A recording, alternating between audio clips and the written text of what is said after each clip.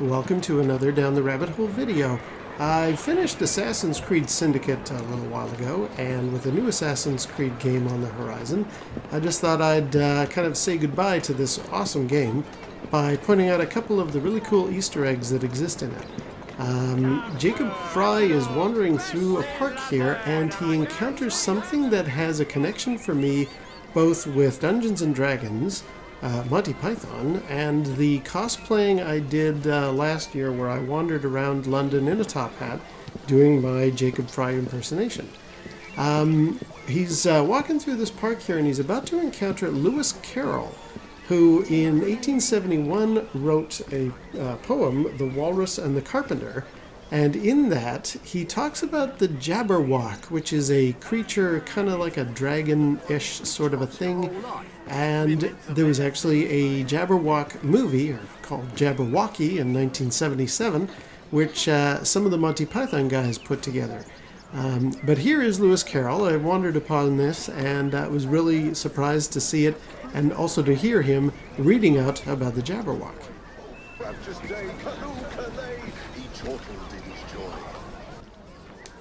Lewis Carroll explains to the children here this is largely a nonsense poem, something he just made up.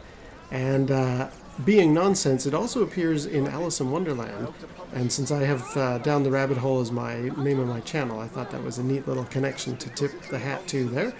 But I'm more interested in the Dungeons & Dragons connection. Not only is there the Terry Gilliam film from 1977, Jabberwocky, but there's also the Dungeons & Dragons connection too. I think I'm going to call it The Walrus and the Carpenter. Everyone settled in?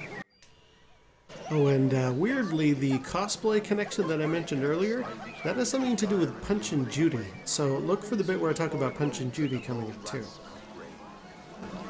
Beware the Jabberwock, my son. The jaws that bite, the claws that catch.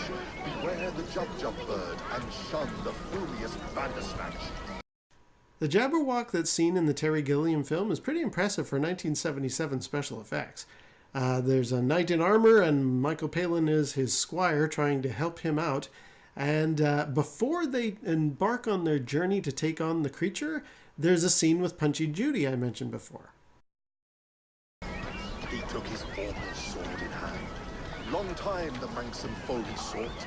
So rested he by the tum-tum tree, and stood a while in thought. And as in uffish thought he stood, yes. And that's the bit I was talking about. He took his Vorpal sword in hand. Long time the manxome foe he sought. In the film, there's a little Punch and Judy medieval kind of a thing that goes on that introduces that idea of a magical sword. The magical sword, the Vorpal sword, actually exists in Dungeons & Dragons. It's got this ability where if you roll a 20 on a die 20, which is used for determining your to hit, it looks like this. If you roll a 20 and you've got a Vorpal sword, you've just managed to cut off the head of the creature you are fighting against. And that may have been fine in the early days of D&D when the rules weren't so complicated, but as more and more editions got released and more rules and more magic got added to the game, people were able to modify their die rolls with magical spells. Like there's one called Surge of Fortune, which would allow you to use a Vorpal sword lethally even if you didn't roll a natural 20.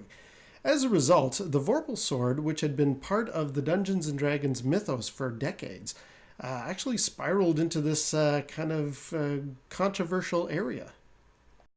I haven't decided yet, but I know that it's fearsome and has a taste for children. Where was I? And as in uffish thought he stood, the Jabberwock with eyes of flame came whiffling through the tulgey wood and burbled as it came. 1, 2, 1, 2, and through the Vorpal blade went snicker-snack, left it dead, and with its head went gull-mumping back. How dreadful! You gave that monster what for?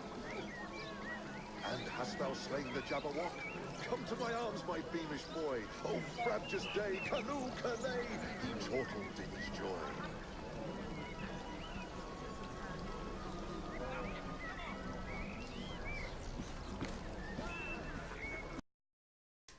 So what about this Punch and Judy part, you're probably wondering? Well, when I did my cosplay as Jacob Fry walking around London with my top hat and all, one of the places I went to was Covent Garden.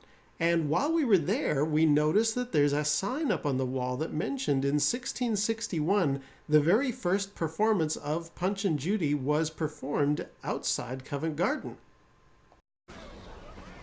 So, Assassin's Creed Syndicate, Monty Python, Dungeons & Dragons, and my love of cosplay all rolled up into one video, and inspired by this one Easter egg.